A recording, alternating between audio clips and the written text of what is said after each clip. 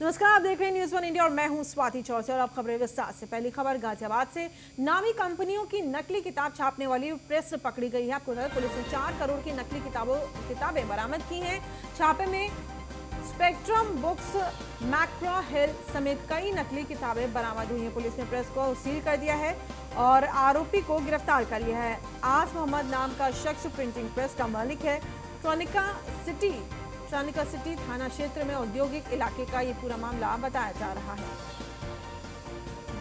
आपको बता दें, ये देखिए इन तस्वीरों में तमाम जो ये किताबें यहाँ पे छापी जाती थी और जो बड़े ब्रांड हैं उनके नामों का इस्तेमाल किया जाता था।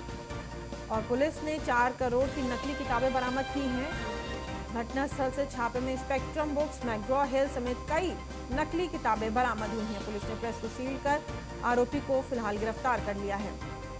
ये तमाम किताबें आस मोहम्मद नाम का शख्स प्रिंटिंग प्रेस को चला रहा था। ट्रॉनिका सिटी थाना क्षेत्र में औद्योगिक इलाके का ये पूरा मामला बताया जा रहा है।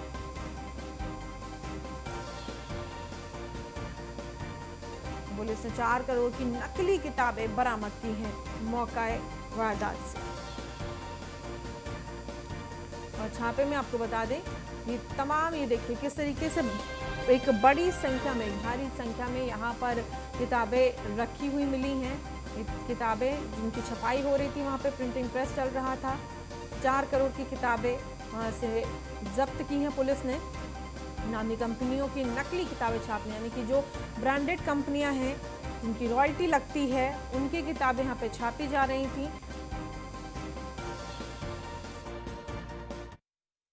हमें इन्फॉर्मेशन मिली थी कि यहाँ पे हमारी जो डुप्लीकेट बुक्स हैं, फेक वर्जन है, वो प्रिंट हो रहा है। तो उससे जो एजेंसी हमने हायर की हुई है, उसकी सहायता लेके पुलिस की यहाँ पे रेड हमने कल रात को यहाँ पे करवाई।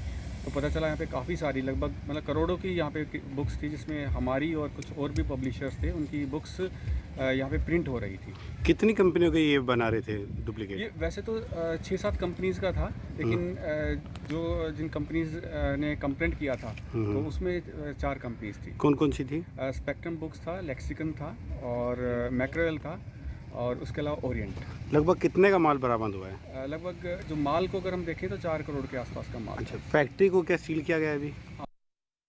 ये ट्रोनिका सिटी थाना क्षेत्र में जो इंडस्ट्रियल एरिया है, वहाँ पर एक प्रिंटिंग प्रेस है, A to Z printing press, जिसको कि अभियुक्त गुल मोहम्मद ने इसको अनुबंध पे लिया था। और लेकिन इसमें जो कि जिन किताबों के लिए उसके पास लाइसेंस भी नहीं था, बड़ी बड़ी कंपनीज़ की किताबें, उनको वो छापने का वहाँ पर काम करता था। बड़ी बड़ी कंपनीज़ जैसे कि Orient, Black Swan, Spectrum Books, Chronicle, McGraw Hill, KD publication, ये सब बड़े बड़े पब्लिकेशंस हैं। इन सब की बुक्स वहाँ पर धड़ल्ले से छापी जा रही थी, जिसको सूचना मिली और वहाँ पर रेड मारी गई। तो काफ़ी भारी मात्रा में ये सब बुक्स वहाँ पर हमको मिली हैं। लगभग 50,000 के आसपास किताबें वहाँ पर मिली हैं, जिनकी मार्केट वैल्यू लगभग 3 से 4 करोड़ रुपए के बीच में होगी। और बहुत ही अच्छी ये कार्रवाई की गई है थाना ट्रॉनिका पुलिस के द्वारा।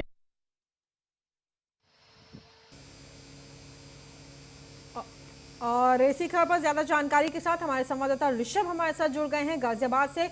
ऋषभ, कैसे पुलिस को जानकारी मिली पूरी, और जिस तरीके से छापेमारी की एक बड़ी संख्या में, यानी कि देखिए कितनी भारी संख्या में यहाँ पे किताबें मौजूद है, 4 करोड़ रुपए इनकी कीमत बताई जा रही है, और कब से गोरख धंधा चल रहा था? ऋषभ जी बिल्कुल, देखिए ट्रोनिका सिटी पुलिस को एक बड़ी सफलता हाथ लगी है, जिसमें कि करीब 50,000 किताबें पकड़ी गई हैं, जो कि नामी उनकी कॉपी छप रही थी और काफी समय से यहाँ पे किताबें छापी जा रही थी। और करीब इनकी कीमत की बात करी जाए तो 4 करोड़ रुपए इनकी कीमत है। और ये जो किताबें हैं सब यूपीएससी की किताबें हैं, जब यूपीएससी की तैयारी करते हैं उसी में सब किताबें पढ़ते हैं, और काफी समय से यहाँ किताबें ये छापी जा रही थी। जी, जिस तरीके से ऋषभ आप बता रहे हैं, पुलिस को इसकी जानकारी कब मिली और उसके बाद पुलिस ने जिस तरीके से छापेमारी, क्या किसी ने शिकायत दर्ज करवाई थी पुलिस के पास या जानकारी पुलिस को दी? ऋषभ। जी बिल्कुल, देखिए जो पब्लिकेशन है उनके अधिकारियों ने पुलिस को संपर्क किया, उसके बाद में कहीं जाके पुलिस ने छापेमारी की। हालांकि पुलिस इसे एक बड़ी सफलता मान के चल रही है कि एक बड़ी सफलता हाथ लगी है पुलिस के, लेकिन कहीं कहीं पुलिस पर भी सवालिया निशान जरूर लग जाता है कि इतने समय से यहाँ किताबें छापी आ रही थी, बिल्कुल, तो आखिर पुलिस क्या कर रही थी। बिल्कुल ऋषभ, यही मेरा अगला सवाल होने वाला था कि एक लंबे समय से वहां पर छपाई चल रही थी, तो क्या तब तक, उससे पहले जब तक शिकायत नहीं वहां पर दर्ज करवाई गई, उससे पहले पुलिस को नहीं पता था कि गोरख धंधा वहां से चल रहा है? क्योंकि जाहिर सी बात है, ट्रक्स में किताबें लोड भी होती होंगी, लोड अनलोड का काम भी होता होगा, ट्रक आते जाते रहते होंगे, तो क्या किसी को भनक तक नहीं पड़ी ऋषभ?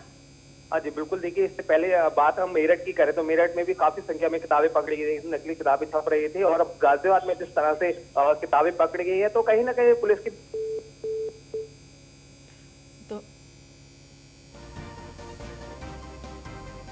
तो ऋषभ हमारे संवाददाता हमारे साथ जुड़े हुए थे, तमाम जानकारियां देते हैं। बहुत शुक्रिया ऋषभ हमसे जुड़ने के लिए और तमाम जानकारी साझा करने के लिए हमारे दर्शकों से।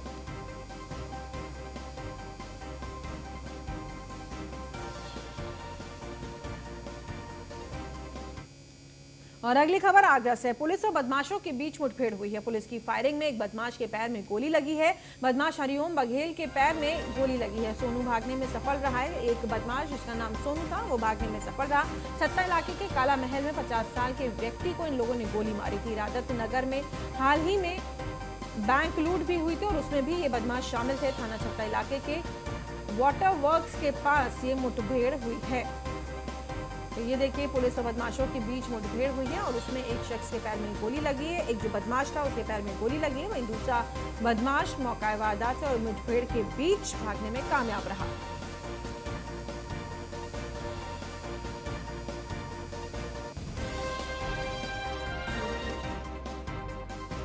कुछ दिनों पहले थाना क्षेत्र छत्ता में एक व्यक्ति के ऊपर गोली चलाने की घटना सामने आई थी।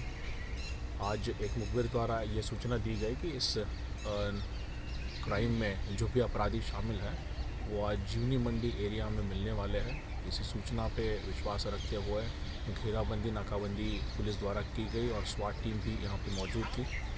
जब ये लोग बाइक सवार 2 लोग यहाँ पे आए तो उनको रोकने की कोशिश पुलिस द्वारा की गई। उन्हें वो लोग ना रुकते हुए पुलिस के ऊपर उन्होंने फायरिंग शुरू की। जवाबी कार्रवाई में पुलिस द्वारा और इनके बीच में मुठभेड़ हुई, जिसमें एक व्यक्ति के पैर में गोली लगी है। उसको इलाज हेतु त्वरित एसएन मेडिकल अस्पताल में उसको शिफ्ट किया गया और एक व्यक्ति जो दूसरा व्यक्ति है और जिसका नाम सोनू बताया जा रहा था वो मौके से फरार हो गया है। और अगली खबर प्रतापगढ़ से। प्रतापगढ़ में शादी का दबाव बनाने पर प्रेमी ने प्रेमिका की हत्या कर दी। प्रेमिका की हत्या के बाद शव को पेट्रोल डाल करके जलाया गया है। युवती का नरकंकाल मिलने से पुलिस महकमे में हड़कंप मच गया है। सोशल मीडिया के जरिए दोनों में प्यार हुआ था, दोनों को एक दूसरे की जानकारी मिली, दोनों का एक दूसरे से संवाद शुरू हुआ और उसके बाद जब लड़की ने इस चीज के लिए बोला कि वो शादी करना चाहती तो लड़के ने उसे मौत के घाट उतार दिया। 13 जनवरी को प्रेमिका को घर से लेकर के भागा था आरोपी और उसके बाद उसकी निर्मम हत्या कर दी और आग से जला करके उसको मार डाला और अब उस लड़की का नरकंकाल बरामद हुआ। आपको बता दें कि पिछले दिनों कोतवाली नगर थाना क्षेत्र में माता पिता के द्वारा सूचना दी गई कि उनकी लड़की गायब है, किसी के साथ चली गई है। प्रेम प्रसंग का मामला था। पुलिस ने तत्काल इसमें एफआईआर पंजीकृत करी। एफआईआर पंजीकृत करके इन्वेस्टिगेशन प्रारंभ करी। अन्य सभी तथ्यों को देखते हुए जो आरोपी है उसको पकड़ के पूछताछ करी गई तो ये तथ्य निकल के आया कि प्रेम प्रसंग के बाद में जो पीड़िता है उसके द्वारा शादी के लिए दबाव बनाया जा रहा था। उसी के तहत उसने उसको घर से बुलाया और बुलाकर उसकी हत्या कर दी। हत्या करने के साथ साथ जो शव है उसको छिपाने के लिए अन्य घटना भी कारित करी। आपको बताएं कि जो आरोपी है वो पकड़ा गया है। उसकी निशानदेही पर जो बरामदगी है वो पीड़िता का पर्स बरामद हुआ है, आधार कार्ड बरामद हुआ है, अन्य चीज़ें भी बरामद हुई हैं। तो पुलिस ने इस घटना मतलब लड़की से बात करते थे लाइक के ऐप पे। हाँ सर, पहले मेरा एक दोस्त था वो बात करता था लाइक से पहले उससे सर। बीच में कुछ हुआ सर तो मतलब नंबर मुझको दे दिया था कि तो सर मुझसे बात करने लगी धीरे धीरे सर। धीरे धीरे बात करते करते ढेर दिन हो गए सर, लेकिन इस तरफ से फ़ोन नहीं कभी जाता था, उसी तरफ से हमेशा आता था। उसके पापा के फ़ोन से, मम्मी के फ़ोन से, घर वाले फ़ोन से। फिर क्या हुआ सर? धीरे धीरे फ़ोन बात 5-6 महीने 7 महीने चली सर। फिर धीरे धीरे वो गोली हम प्यार करने लगे हैं। बोली हमें घर वाले हमारे परेशान करते हैं, आप हमें ले चलो। हम कहे ठीक है हम ले चलते हैं, लेकिन हम शादी अभी नहीं करेंगे, करेंगे तो 5-6-7 महीने बाद। और अगली खबर लखीमपुर खीरी से। इंसास राइफल के साथ नहर में गिरे सिपाही का रेस्क्यू हुआ है। आपको बता दें, इंसास राइफल बरामद पर सिपाही का सुराग नहीं, पिछले 72 घंटे बाद भी नहीं लगा है। सिपाही उमाशंकर का पता तेज रफ्तार पिकअप वाहन की टक्कर से सिपाही नहर में गिर गया था। ड्रोन कैमरे से भी लगाया जा रहा है सिपाही उमाशंकर का पता कि आखिरकार जो सिपाही पानी में गिरा, ना तो उसकी फिलहाल अभी तक लाश मिली है, ना ही वो ऊपर आया है, पानी से बाहर निकला है, उसको ढूंढा जा रहा है।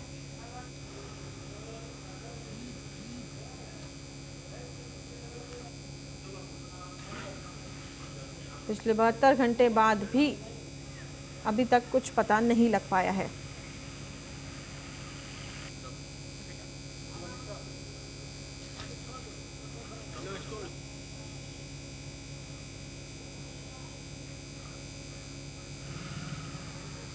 और आपको बता दें कि इंसास राइफल के साथ जो सिपाही था वो पानी में गिरा और तेज़ रफ्तार पिकअप वाहन की टक्कर से सिपाही को आपको बता दें कि सिपाही जा रहा था, वाहन से टक्कर लगी और उसके बाद वो उछल करके पानी में गिरा। उसके पास राइफल भी थी और राइफल के साथ वो नहर में गिरा है, जबकि रेस्क्यू ऑपरेशन में चलाया गया, उसे ढूंढा जा रहा है, लेकिन काफ़ी समय हो गया है। इसके बावजूद भी अभी तक सिपाही का कोई नामो निशान नहीं मिला है।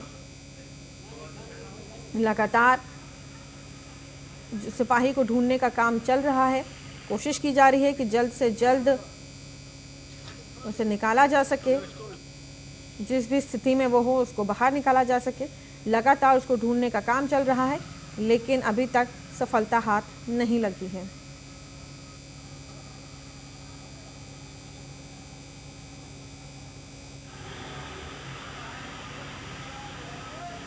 तो ये तस्वीरें आप देख सकते हैं, तमाम आला अधिकारी अफसर वहाँ पर मौके पर मौजूद हैं ये देखने के लिए कि जल्द से जल्द सिपाही को निकाला जाए।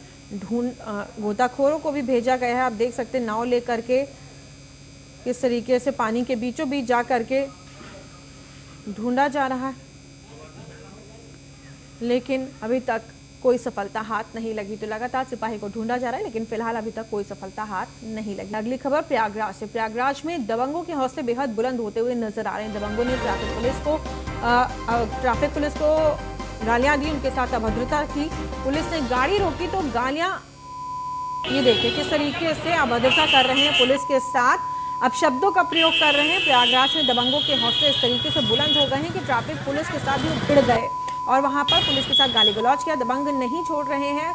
ये देखिए किस तरीके से लगातार पुलिस के साथ बहस करी पहले और उसके बाद उनके साथ ये देखिए किस तरीके से अपशब्दों का प्रयोग किया जा रहा है, जो हम आपको नहीं सुना सकते और इस वजह से हमें उसको कवर करना पड़ा है यहाँ पर। और आपको बता दें ट्रैफिक पुलिस वाले ने लाल सिग्नल पर गाड़ी रोकी थी, लेकिन गाड़ी रोकने पर दबंग माँ बहन की गाली देना शुरू कर दिया। यानी कि जो शख्स था वहां पर उसने अपशब्दों का प्रयोग किया, ट्रैफिक पुलिस से वो भिड़ गया, उसने अभद्रता की उसके साथ।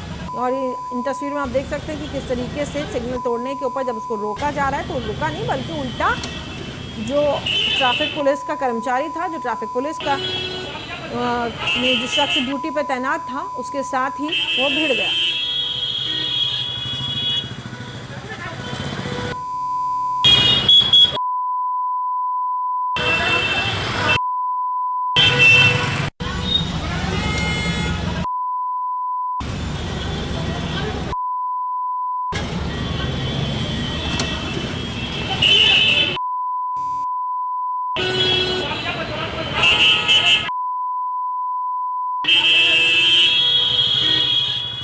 कि किस तरीके से पुलिस वाले की गाड़ी रोकी गई।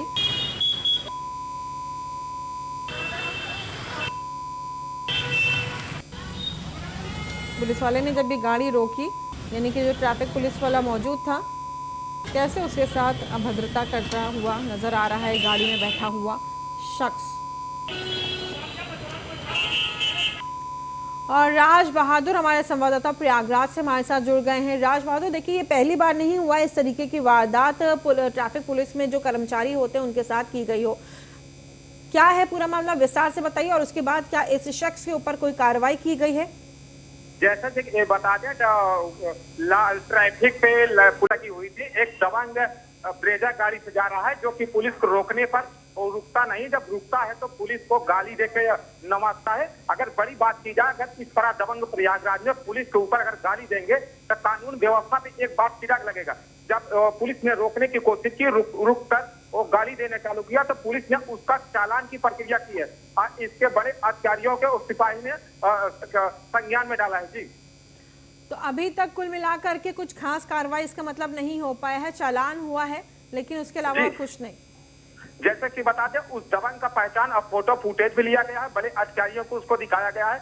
जो बड़े अधिकारियों ने कार्रवाई का आश्वासन दिया है, उस सिपाही ने भी उसका चालान किया है। जी ठीक है, बहुत शुक्रिया हमसे जुड़ने के लिए और तमाम जानकारी हमारे दर्शकों से साझा करने के लिए। और वहीं झांसी में पुलिस और बदमाशों के बीच मुठभेड़ हुई है। मुठभेड़ में एक बदमाश को गोली लगी है और दूसरा बदमाश फरार हो गया। घायल बदमाश को मेडिकल कॉलेज में भर्ती कराया गया है। बदमाश ने लूट की रकम, तमंचा और कारतूस बरामद किए हैं। सदर बाजार थाना क्षेत्र में ये मुठभेड़ हुई है। आपको बता दें कि पिछले कई दिनों से झांसी जिले में लूट की घटनाएं हो रही थी। इनको गंभीरता से लेते हुए झांसी एसएसपी दिनेश कुमार के निर्देश पर सदर बाजार और नवाबाद थाना पुलिस की संयुक्त टीम ने पुलिस अधीक्षक नगर के नेतृत्व में बदमाशों की तलाश शुरू की थी। इसी दौरान भगवंतपुरा से दिगारा बाईपास के पास पुलिस को बाइक पर सवार 2 लोग नजर आए। पुलिस को देख बाइक सवार भागने लगा। शक होने पर पुलिस ने उन्हें रोका, जिस पर बदमाशों ने पुलिस पर फायरिंग कर दी। पुलिस ने अपना बचाव करते हुए जवाबी फायरिंग कर दी। बताते हैं कि पुलिस और बदमाशों के बीच कई राउंड फायरिंग चली है और जिसमें गोली लगने से एक बदमाश घायल हो गया जबकि दूसरा भाग निकला है। थाना सदर बाजार एवं बड़ा गांव थाना क्षेत्र के बीच में भगवंतपुरा हाईवे के पास पुलिस और बदमाशों के बीच में मुठभेड़ हुआ है। चेकिंग के दौरान पुलिस ने 2 बाइक सवार अज्ञात लोगों को रोका है। बिना रोके पुलिस के ऊपर फायरिंग करके भागने की कोशिश किया। पुलिस की जवाबी फायरिंग में एक बदमाश को गोली लगी, दूसरे भागने में सफल रहा है अंधेरे का फ़ायदा उठा के। जो घायल बदमाशों को हॉस्पिटल में एडमिट कराया गया है, उसका इलाज चल रहा है, वो खतरे से बाहर है डॉक्टर के अनुसार। पूछताछ के दौरान ये पता चला उनका नाम है जयंत प्रताप सिंह सन ऑफ लज्जाराम। ये कोटी गांव थाना अजीतमल जनपद औरैया का रहने वाला है। इनके खिलाफ आपराधिक इतिहास भी होना पाया जा रहा है। इलाज के बाद इनसे और गहराई से पूछताछ की जाएगी।